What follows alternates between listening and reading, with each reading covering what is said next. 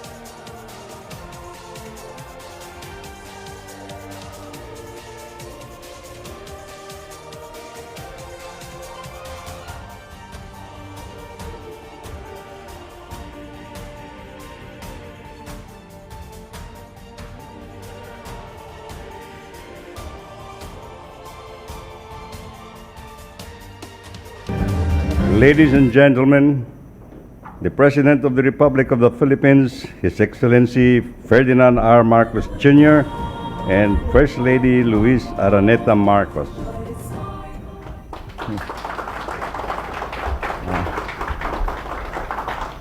Thank you, Secretary Mania Bunwan, for your introduction. All of the, please take your seats.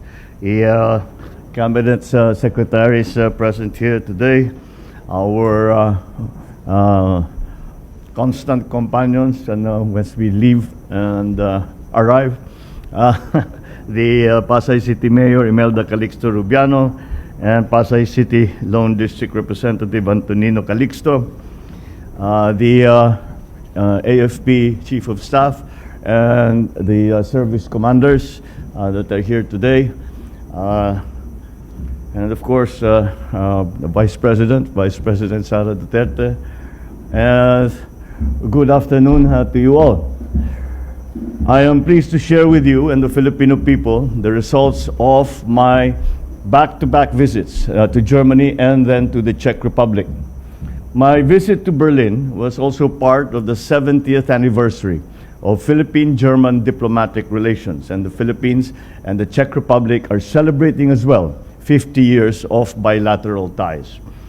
In Germany, I was able to meet with Chancellor Olaf Scholz and discussed matters of significance to both our countries, particularly on upholding the rule of law and promoting a rules-based international order, as well as enhancing cooperation in the areas of peace and development, defense cooperation, maritime cooperation, trade and investment, including on critical raw materials and renewable energy, climate change, and labor.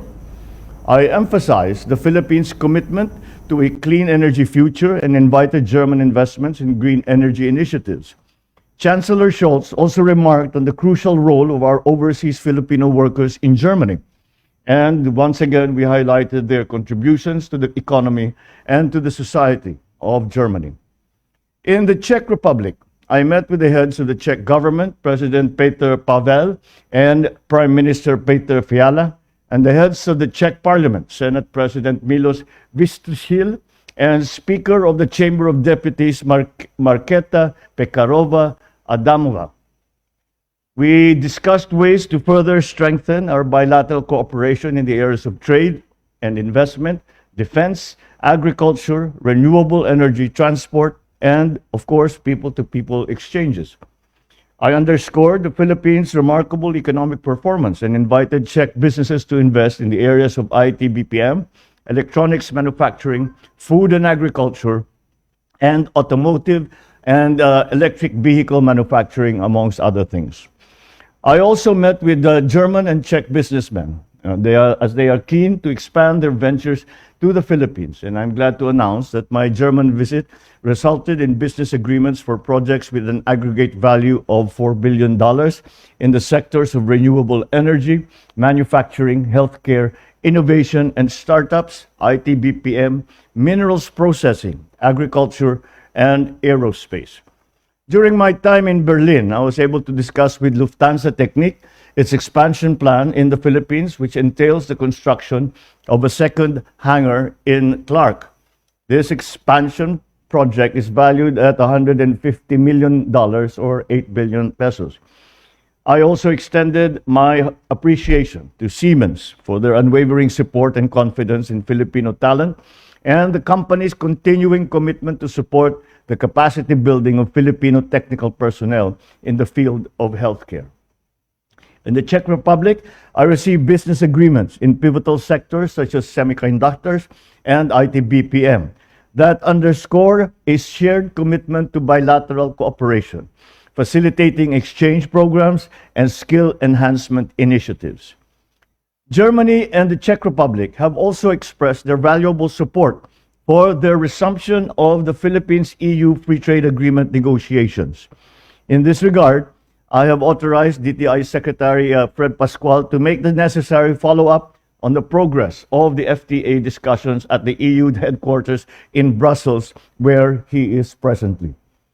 During the visit, several agreements covering important areas of cooperation were signed. The joint declaration of intent on strengthening cooperation in the maritime sector between Philippines and German transportation agencies. The cooperation program between the Technical Education and Skills Development Authority, or TESDA, and the German Federal Institute for Vocational Education and Training, and as well as the joint communique on the establishment of labor consultation mechanisms between Philippine and Czech labor agencies. This came about also because the Czech Republic has expanded its quota for Filipino workers to go to the Czech Republic from about 5,000 previously to now it is 10,300 a year. And I had the honor, of course, of hosting and addressing our kababayans in separate events in Berlin and in Prague. There are more than 35,000 Filipinos in Germany and around 7,000 in the Czech Republic. And I reassured our countrymen of this government's unwavering commitment to creating more job opportunities and improving our economy, ensuring that they can return home to the Philippines and earn a livelihood without having to sacrifice their time with their loved ones. Overall, I am confident that these visits to Germany and the Czech Republic have strengthened our bonds with these two countries in Central Europe and created opportunities for cooperation and prosperity. Thank you all. Maraming salamat at magandang hapon po sa inyo lahat.